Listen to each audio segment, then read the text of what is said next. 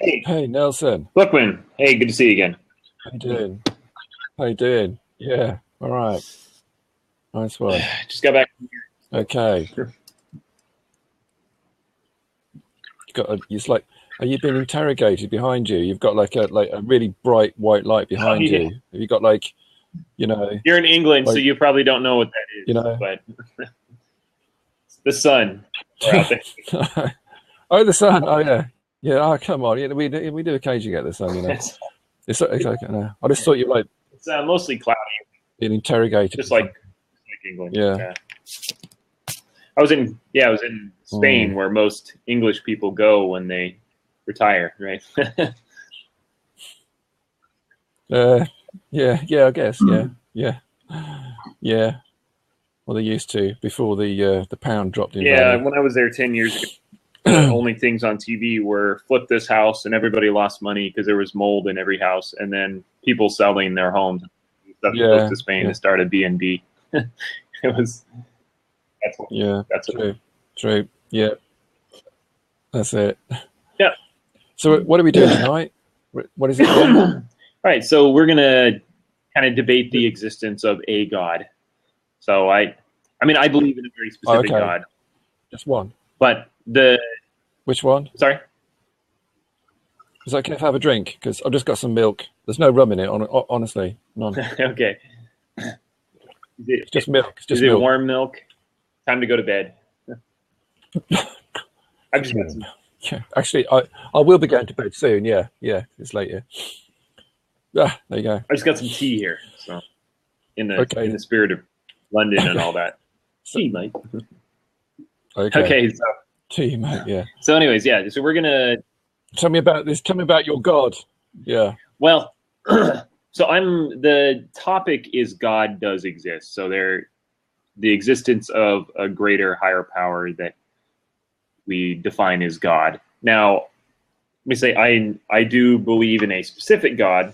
Try to turn that so, and the that I as you know I'm a Christian, so I do believe in the Christian biblical God. But specifically here, I want to debate the idea of a God, so that there is some higher power, and I am going to kind of debate from a series of kind of a preponderance of the evidence, and I have just several points here that I'll bring up, and so I'll read them off, and you can Okay. go at them if you like, or whatever you want to go. So number one Mm, mm. is beginning of the universe, and that is the idea that anything that had a beginning has a beginner. The universe is it's generally accepted by scientists. I know Carl Sagan, I think it was, thought that the air, but since Hubble was able to prove the expansion of the universe, it's generally accepted by scientists that the universe had a beginning. And I think it's Hawkins or Dawkins, a D or an H. Maybe you know which one. Is it the American or the British? But anyways, that What? Richard Dawkins. or Stephen Hawkins. I just forget which one said it. But Oh, Stephen Hawkins. Yes. Yeah. Yeah. Yeah. Okay. I don't think Dawkins would say. okay. So I realize most atheists they Mm. used to really love Dawkins, but he's kind of insane. So I think he's been pushed aside by his kind of a I don't believe he's been certified insane. Actually. kind of. So, but he's gone. You know, he went into the panspermia because he says that there's no possible way God can exist, but it looks like the universe was designed. That's all. That's all myth. And when in reality, it only looks that way, and life began because we could have possibly been implanted by a higher being, an alien who had evolved under the same way that we evolved. And then, you know, when pushed, well, how did they get their start? Oh, well, that could have been. He goes into this infinitely regressive panspermia idea, which Mm. it's not scientific in any way, but it is believed by some people. So, but the idea here is that the universe had a beginning, and most scientists, I think, refer to the Big Bang. That is some point where time, space, and matter began, and order for anything to have a beginning, anything that has a beginning has a beginner. All things in time, space, and matter had a beginning. They must have all began at the same time, because where do you put matter in time? Well, it has to go in some. So they all had beginning. One of my favorite theologians talks about this very heavily, and I'm just blanking on his name right now. But he says they all had to begin at the same time. Now, God is not. He is not of time, space, and matter. He was able to involve himself in time, space, and matter, but for him to create time, space, and matter, he must not be a reliant aspect of time, space, and matter, for you cannot be. So anyway, I was going to say that Stephen Hawkins or Dawkins says that because gravity existed, the universe was able to create itself out of nothing. And if you really think about what that means, it says because something existed, nothing was able to create something out of nothing from nothing, which is... it doesn't even make sense. But so beginning of the universe, there's the anthropic principle, which is little tiny changes in gravity, the distance from the sun, etc. Anything in the universe that it seems finely tuned for life on the planet Earth and only on the planet Earth. Radiation and all the things that exist off the planet Earth. The life on the planet Earth looks as if it was created for human beings and for life itself. The idea of free will and free choice, the fact that this, I think, destroys the idea of physicalism, which is the idea that there is only the physical world. I think very clearly there are things outside of the physical world. There are ideas that have no weight, no matter. They're not reliant on time or space. When you learn more knowledge, you don't gain weight. You gain this immaterial ideas, and so the idea depends how you gain it. Depends how you gain it. If you gain it by like just watching loads of TV and stuffing your face with pizza, you're going to gain weight. Well, those are two different aspects, right? So you gain weight by eating the pizza, not by watching the PBS or Frontline, something like that, absolutely. Or the BBC.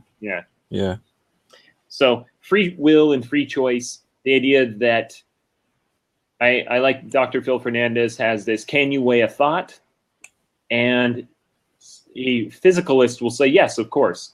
But because he believes that thoughts and ideas are just chemical reactions in the brain. But if they're just chemical reactions in the brain, how can you hold anybody responsible? How can you even say that I believe something when it's just chemical reactions in my brain that make me feel that way? I say if you're married, anybody watching, do you tell your wife, hey, I love you, but don't worry, it's just a chemical reaction in my brain. I'm sure the feeling will pass, right? No, I think love and these other things that exist outside of time, space, and matter, immaterial thoughts that prove there is more to this world than the physical world. And universal moral laws, which you believe in. Everybody acts as if universal moral laws, even though they may be relativists, they act as if there are universal truths and universal moral laws. The philosophy professor in the classroom will talk all about the relativistic moral views, and then when he's robbed on his way to his car, he's going to call the police and demand justice. And so that's just a violation of his own principles. And lastly, reason, the ability to use reason, and that we can discuss this using what we believe is reason. Now, I'm saying reason itself is perfect. The application of reason by humans is not perfect. But reason itself, that there is reason there, laws of non-contradiction, things like that exist outside of time, space, and matter. And so those are just kind of the general, a couple of the, what is that? I think it's five or 6 points that I threw out there really quick. Yeah, okay. I still don't believe you. But anyway, I still... Oh, damn, I thought I could... all I can say is thank God I'm an atheist, Well, Who are you thinking? I think the fact that people... I'm one of the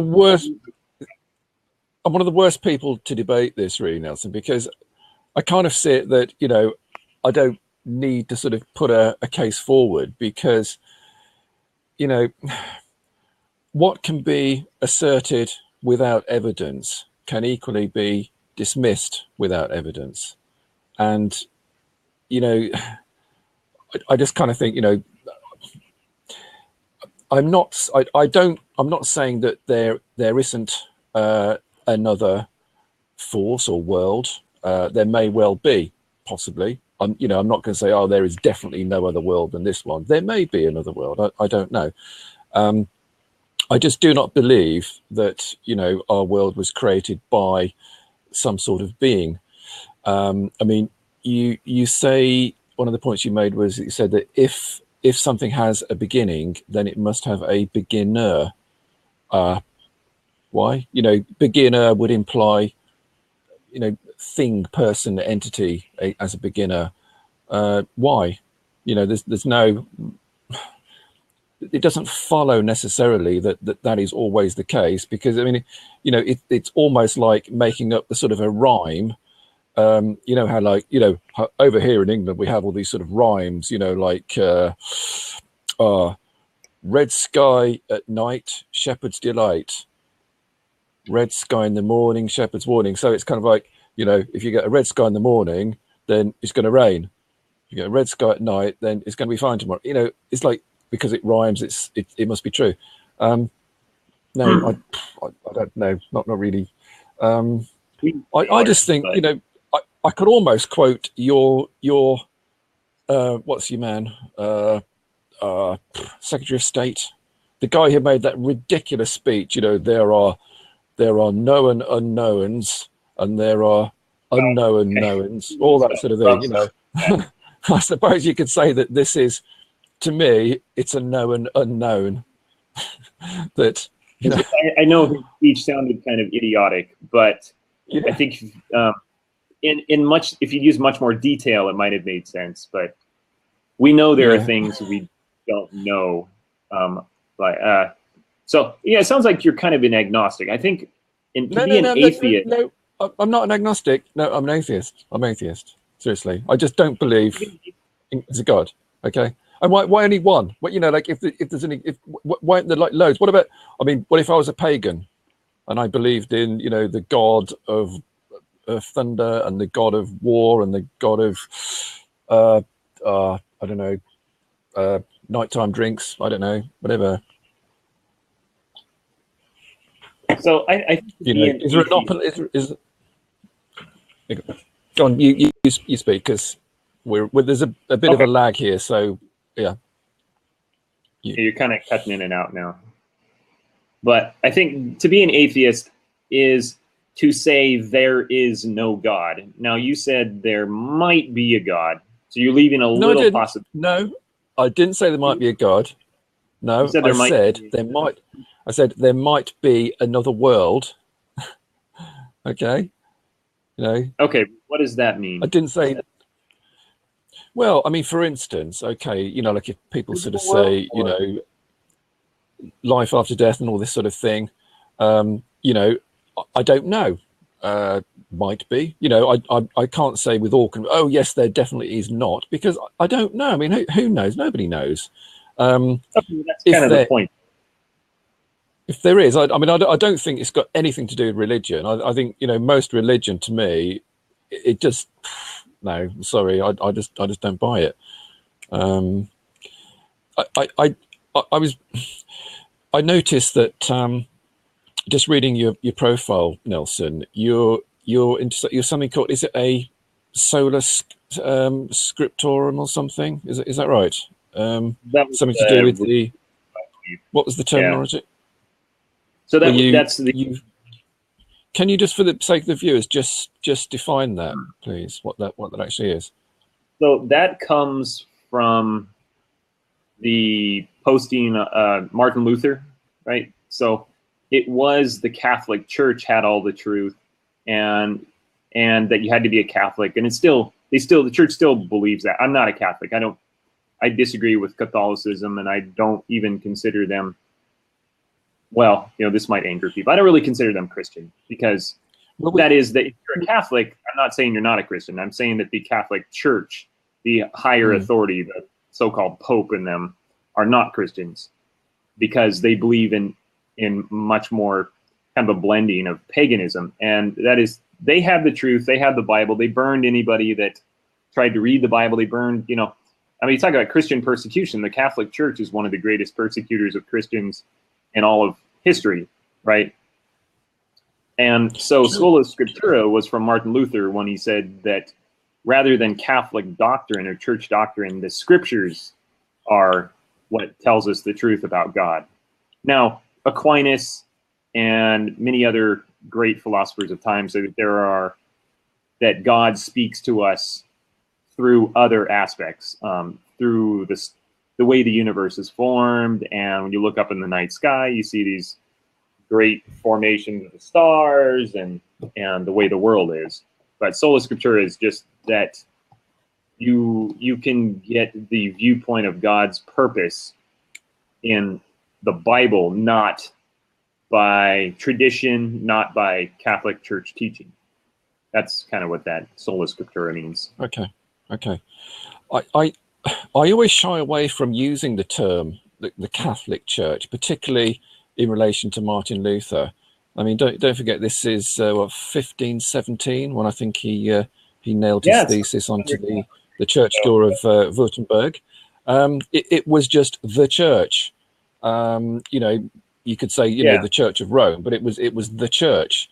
And I'm very cynical about the whole business. You know, with the Lutheranism, Calvinism, etc.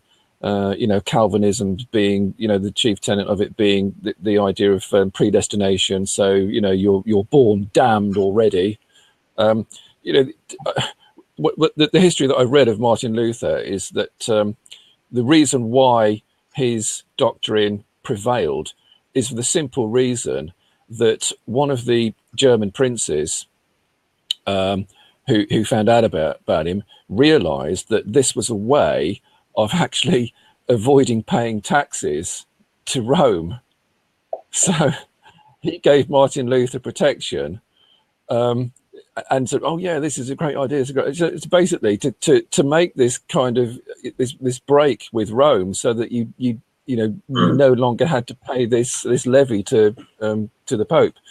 So I see all these figures in history that, like religion, to me, it's just been used by so many people for monetary and power gaining means, I think most Christians that are informed would say yes. I mean, Luther himself, right? The Catholic Church wanted to burn him at the stake along with Wittenberg and all of the anybody who dissented from the Catholic Church in any way, right? I mean, there's a lot of talk about Galileo. Galileo, he was locked up, but his problem was he didn't credit the Pope, right? Not that he was violating Christian doctrine. He violated Christian doctrine by not paying respects to the Pope.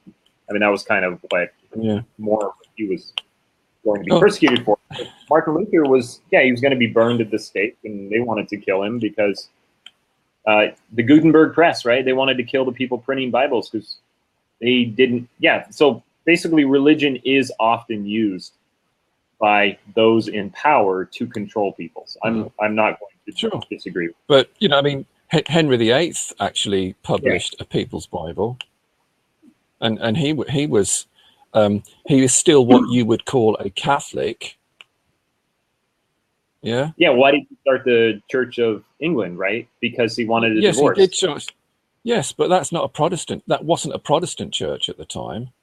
Right. It's they call it. He was not. The Church of England was a Catholic church in the sense that it was of the church. He abhorred the idea of Lutheranism, what they called the New Learning. So he didn't become a Protestant. He just established the church in England with him as the head of it. But it was not. It broke from Rome. That's the only difference. He was still. Sorry?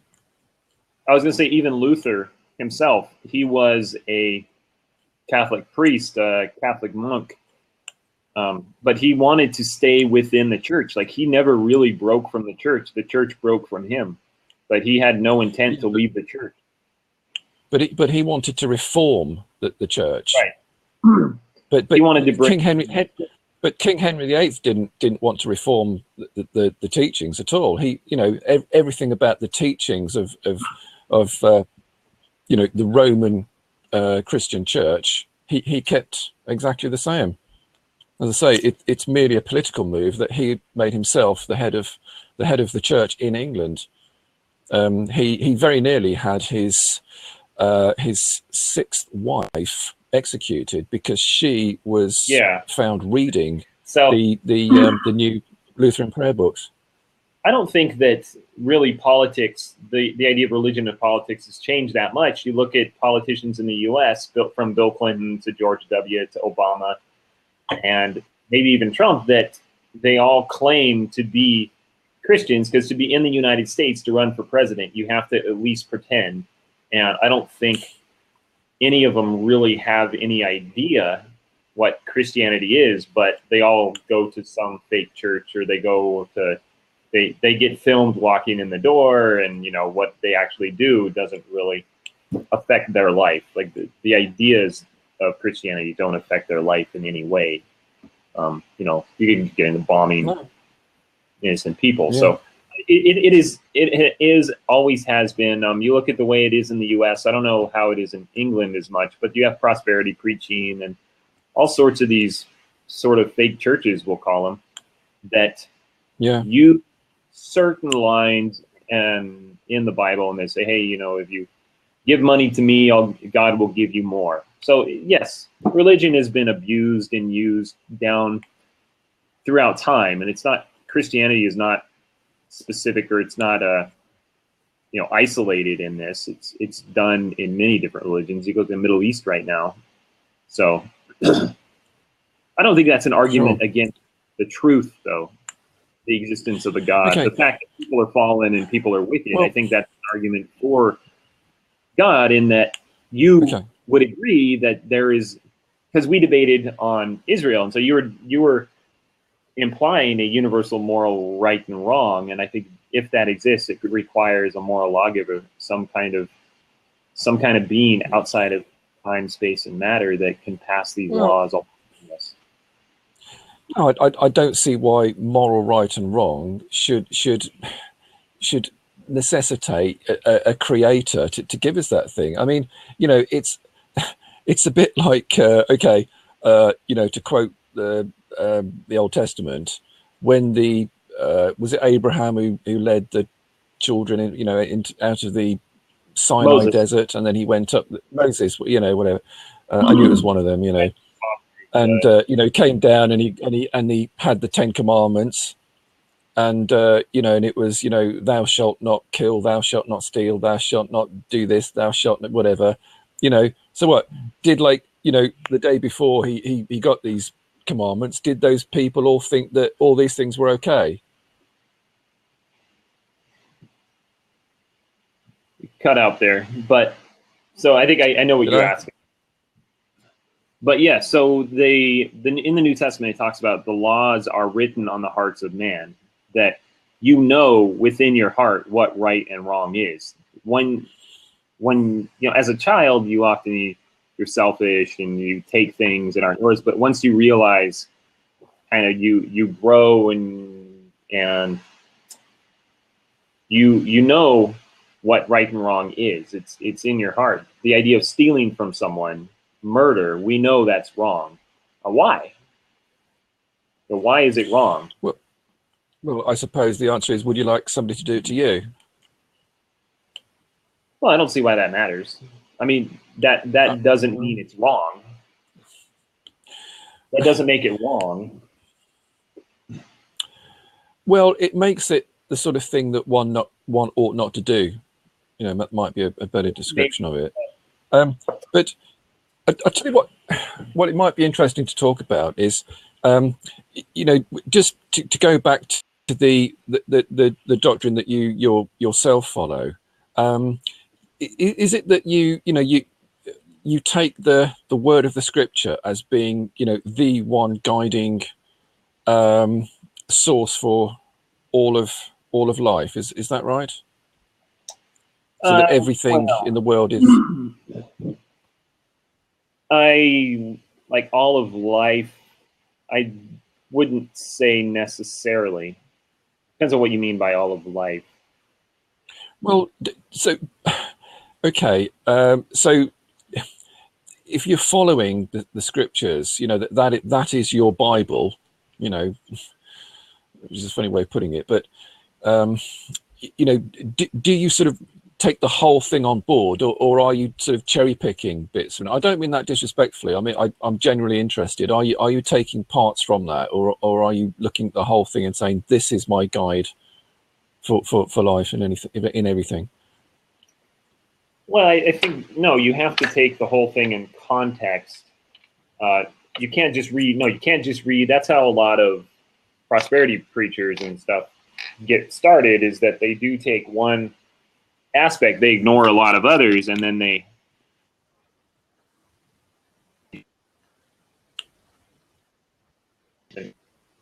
and with an understanding all of it means.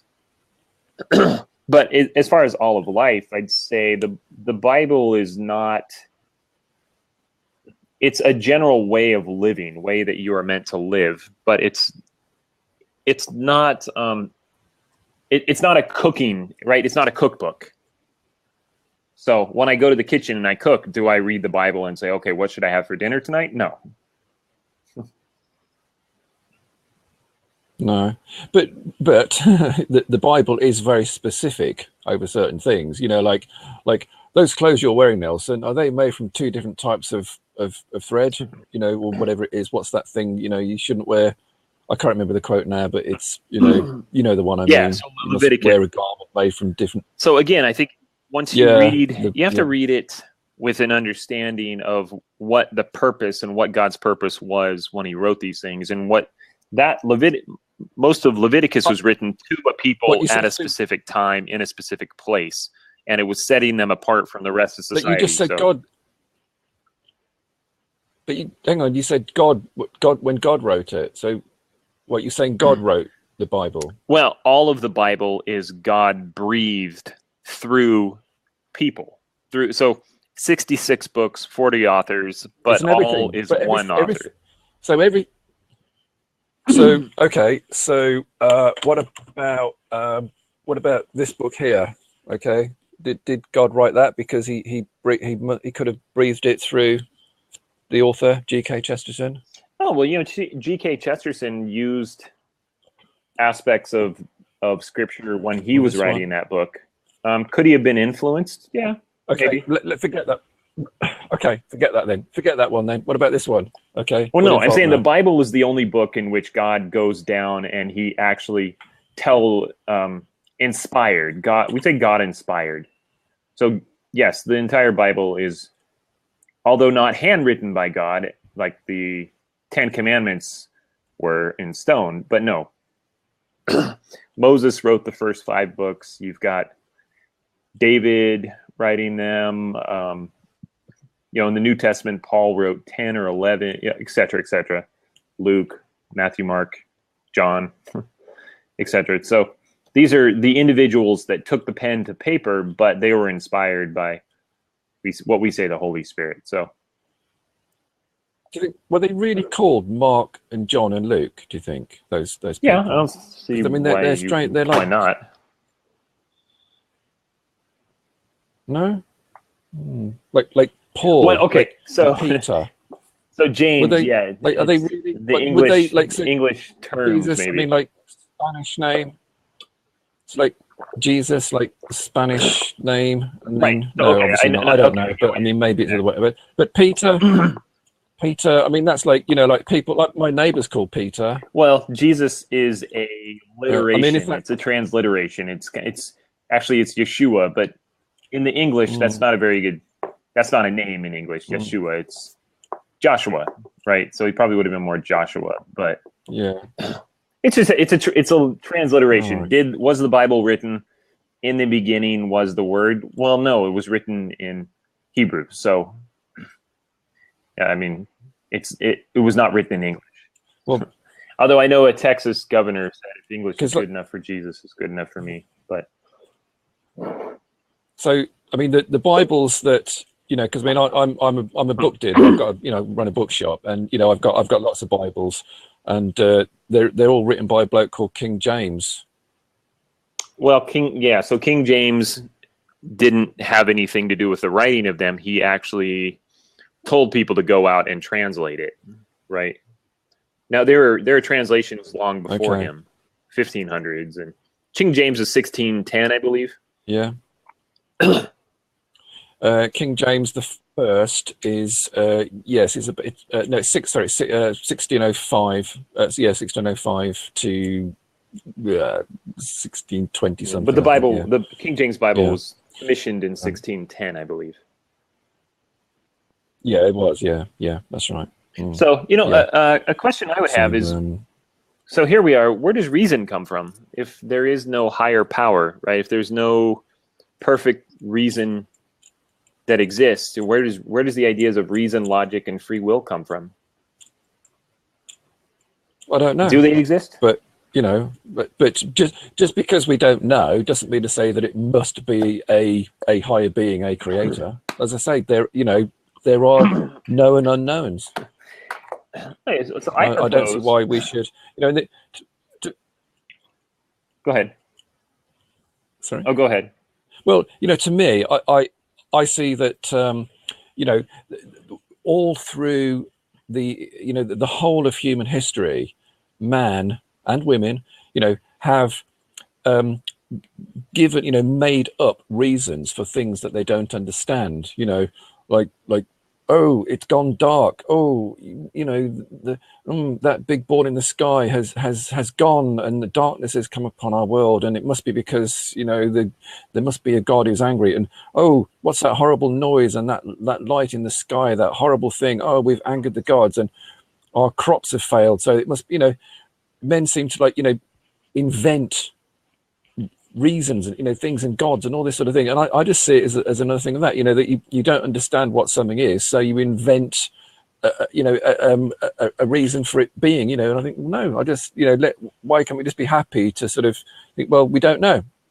Well, I think that from an atheistic physical worldview, a physicalist, that only the physical world exists, that I see no reason to believe in reason and consciousness and debate and free will and free choice, that I don't see any reason to believe that exists at all. And again, the idea that if thoughts are just chemical reactions in the brain, then the fact that you're an atheist and that I'm a theist, that's not by choice, right? That's not by anybody's choice. In fact, I go on to some of these forums and I have a lot of atheists go and make fun of the idea that you believe in some magical spirit in the sky and yes, chemical thoughts, they don't believe in free will many times. And I say, okay, so you're mocking me for believing in something I have no choice. The only reason we believe differently is in your viewpoint, not you specifically, but some of these people that I'm a theist and you're an atheist. The only reason that is because your chemicals are different than mine. Like, how can you make fun of that? Right? Or the idea that, well,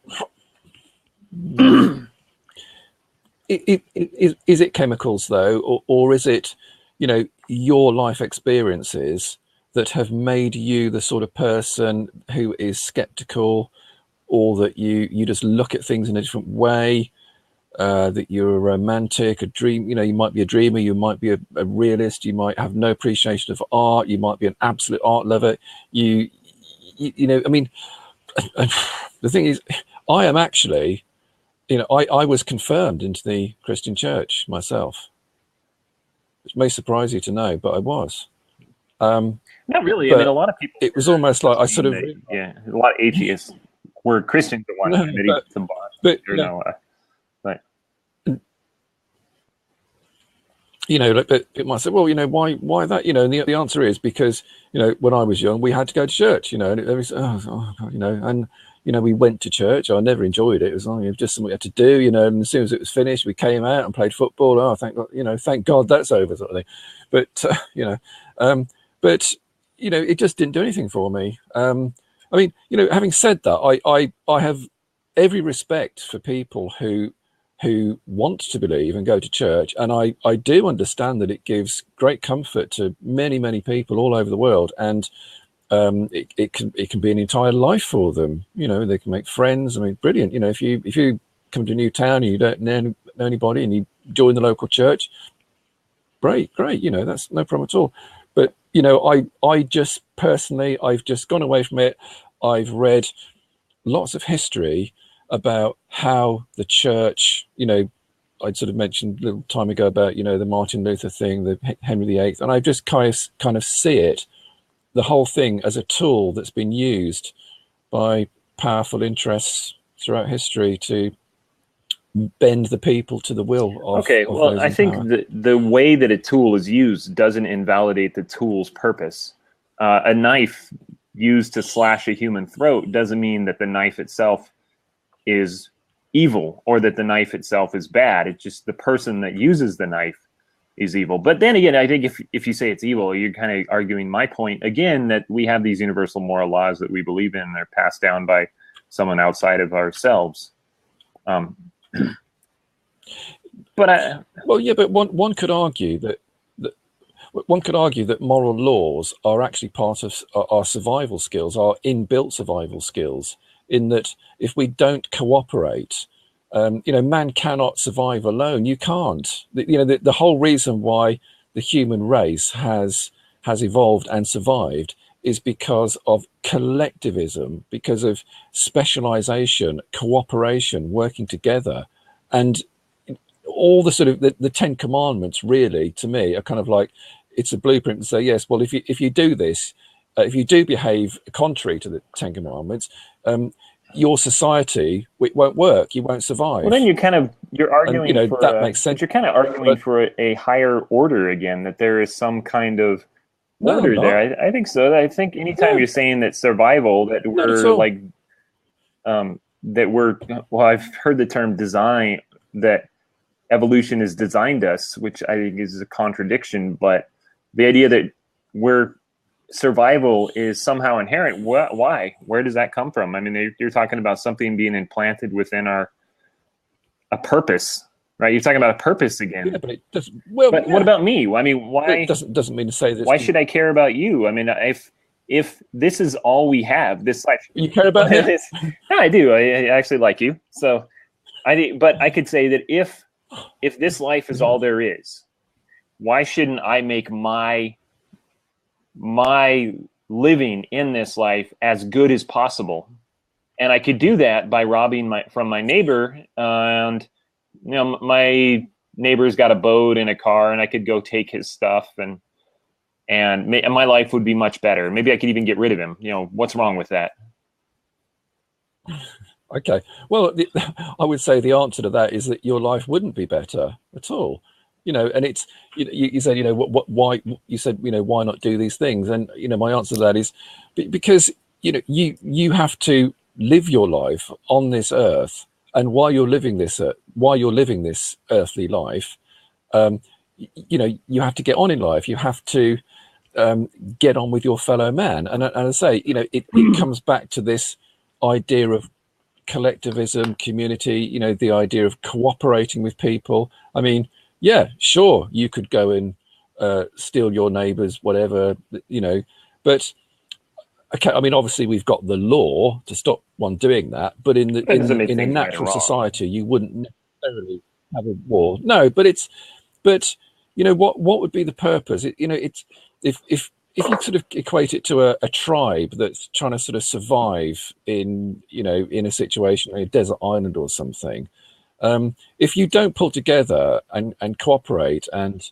specialize in things and, you know, all really just come together, it's all gonna, you're not going to survive. The whole group will collapse. Okay, but I don't really care about the group, right? I mean, I could say, well, I don't really care about the group. I care, like, there's a lot of complaints about Wall Street bankers. Look at the way they live, right? They make millions and millions of dollars, and some people think that they're robbing from others. And yeah, well, they're going to hell. They're going to hell. Did I just say that? I was just joking. I don't believe in hell either. But carry on. Sorry. But from a naturalistic worldview, they're just doing what they're designed, which is making their lives better off, right? I mean, people say that they're wrong to do that, but that doesn't make any sense from an atheistic worldview, because they are making their and their families' lives better off, and they're there's no down. I don't see any downside to it from a purely atheistic worldview. Hmm. Why not do it? Why shouldn't we all just try to achieve that? Okay, well, first of all, I don't say that those people are doing right. I would say that they are actually doing immoral things. So I don't say that, oh, yes, this is all part of this, doing things right. No, I say, no, that's actually not right. And if, as I don't believe in, sort of like good and evil and heaven and hell and all that sort of thing. But, I firmly believe that, the whole banking system is a morally corrupt business. Okay, but again, it goes against law, right? If your moral law is survival, well, the bankers are surviving quite well. And I'd say, okay. Yeah, but at our expense, at a lot of people's expense, because they are surviving. Sorry? But what is wrong with that? I missed that. Why is that immoral when there's no such thing as morality? Well, I didn't say there wasn't such a thing as morality. I think there is such a thing as morality. I don't associate it with a higher being. I don't.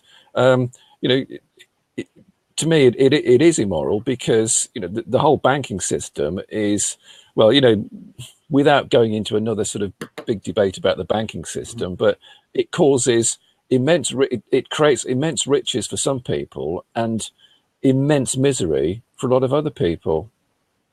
So, no, I don't think it's a good thing. Okay, I don't think it's a good thing either, but I'm doing this from a theistic worldview. Obviously, I do believe in a moral right and wrong, and morality requires a moral lawgiver. And I talked about that in one of my other debates. We only have a couple minutes, and I wanted to get to the idea of reason, because what is the validity of reason? If reason is just something that evolved, that some people believe in, there's an analogy of a woman on a train going from London to Scotland, right? And she's on the train and she comes across, she looks out the window, and on a hillside it says, "Welcome to Scotland." Right now, she's an evolutionist. Mm-hmm. What information can she receive from that formation of rocks if she's an evolutionist? That these rocks just came from the top of the hill, they happen to come together in that form, right? She can't get any information from it. She has no idea where she's from, right? She's never been to Scotland. She can't say, here I am in Scotland. It's completely lack of order, right? There's no order to this formation of rocks. It just happens to say, "Welcome to Scotland." But she can't, because if reason evolved, then you cannot trust it. It has no validity, right? Because you don't know if it's evolved or not. I mean, prove reason. Let me assume reason, then I'll prove it. Well, I'm just circularly reasoning, right? I can't do anything. But if she assumes a theistic worldview that God is a God of perfect reason and he created humans in his own image, therefore handing us the ability to reason, again, we're fallen beings, so we can't perfectly use it. But she assumes that formation of rocks as "Welcome to Scotland" was put together by design by an intelligent being, then she can gather from that sign that she is actually in Scotland.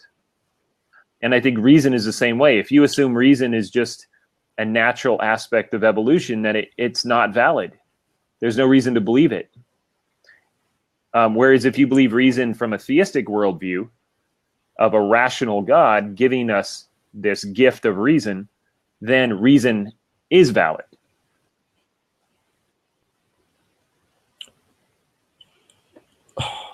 My glass is empty. Oh, it's okay. We're out of time. Yeah, I'm out of milk. Well, we've got 5 minutes left, haven't we? Yeah, 5 or 6 minutes. 1 minute. Yeah. Mine says 48 seconds. Mine says 5 minutes 44, 43, 42. Are you sure? 05:39. Okay. Well, I guess we'll go. If I cut out in 30 seconds, then you'll. Then I don't know. Yeah, I'll know what. You can keep speaking. I've got to admit, I was a little. Yeah, well, just yeah. They'll tell us where we've had it. They'll just go like that. I was a little bit lost actually with your last point. I really I don't really get it. I mean, well, I'm saying that if reason is just evolved, we have no reason to trust it. There's no ability to trust reason. But if reason was given to us by a creator, then we can trust it.